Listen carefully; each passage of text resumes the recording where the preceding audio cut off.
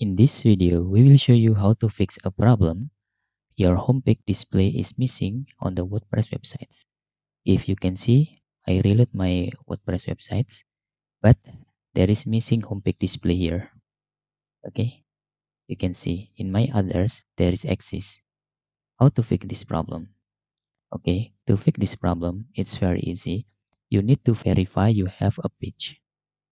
Okay, if you have a page but still on the draft mode, or you don't have any page, it will make the homepage display is not available.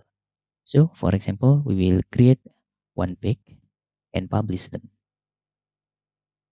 Okay, I will create contact page. Okay, then in here, I can click publish